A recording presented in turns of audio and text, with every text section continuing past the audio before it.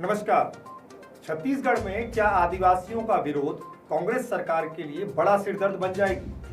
ये एक बड़ा सवाल है। सिलगेर में लगातार आदिवासी आंदोलनरत हैं, विरोध कर रहे हैं। उनका कहना है कि कैंप ना स्थापित किया जाए। दूसरी ओर अब सरगुजा और कोरबा के क्षेत्र से सैकड़ों की संख्या में आदिवासी पदयात्रा पर निकले हैं। इनकी मांग है कि हसदेव अरण्य क्षेत्र में जिस तरीके से उत्खनन को बढ़ावा दिया जा रहा है उस पर रोक लगाई जाए, पेशा कानूनों का पालन किया जाए और जिस तरीके से कोल ब्लॉक को विभिन्न कंपनियों को दिया गया है उसको लेकर भी कई सारे गंभीर सवाल हैं। वैसे ये सवाल विपक्षी पार्टियां भी उठाती रही हैं, इसमें बीजेपी तो नहीं मगर जोगी कांग्रेस कई बार अडानी और सरकार के रिश्ते को लेकर सवाल खड़ा करती है। वैसे भी अडानी के संबंधों को लेकर जिस तरीके से भूपेश सरकार पर सवाल उठ रहे हैं उससे यह तो साफ है कि भूपेश सरकार इस मामले में भी मुश्किल पर आ सकती है।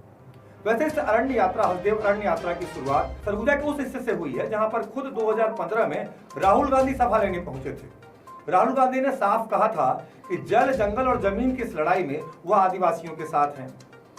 अब ग्रामीणों का कहना है कि जब सरकार बन गई है तो जल, जंगल, जमीन की इस लड़ाई में सरकार उनका साथ क्यों नहीं दे रही है, जबकि उन्होंने तो बम्पर वोटिंग करके कांग्रेस को बम्पर सीटें। इस लिहाज से यह पदयात्रा काफी मायने रखती है। सैकड़ों की संख्या में निकले ये आदिवासी ग्रामीण 300 किलोमीटर के लगभग की यात्रा करके 13 अक्टूबर को रायपुर पहुंच सकते हैं। मदनपुर से इन्होंने इस कार्यक्रम की शुरुआत की है।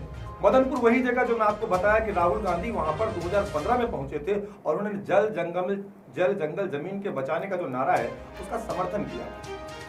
अब ये देखना दिलचस्प होगा कि ये यात्रा और दूसरी तरफ चूंकि ये उत्तर छत्तीसगढ़ का इलाका है, इसके अलग दक्षिण छत्तीसगढ़ में खासतौर पे दंडकारण्य का जो क्षेत्र है, ये हसदेव अरण्य के क्षेत्र से अलग दंडकारण्य के क्षेत्र में आदिवासी लगातार कैंप का विरोध कर रहे हैं।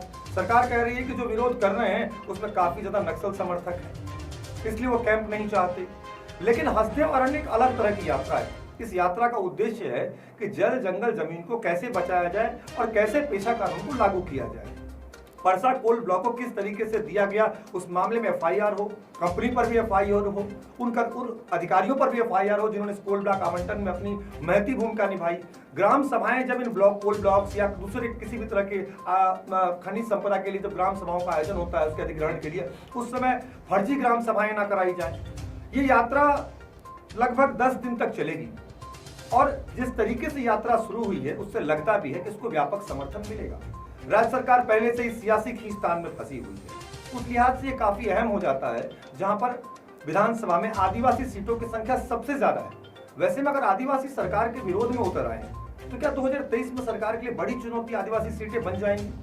इन सबसे इतर पर्यावरण बचाने की मुहिम में जिस तरीके से लोग बढ़ चढ़कर अब सामने आ रहे हैं उससे यह तो साफ है कि आने वाले समय में छत्तीसगढ़ में पर्यावरण की जंग काफी तेज होगी, क्योंकि छत्तीसगढ़ खनिज संसाधनों से लैस स्टेट है और खनिज संसाधनों पर तमाम उद्योगों की नजर रहती है। सरकार भी इन खनिज संसाधनों के जरिए बेहतर राजस्व कमाने का अपनी कार्य योजना पर काम करती है। वैसे में इस हसदेव अरण्य यात्रा के माध्यम से और इसके आने वाले समय में कई सवाल और उठने की संभावनाएं हैं।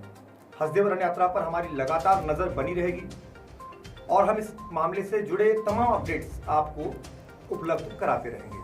धन्यवाद।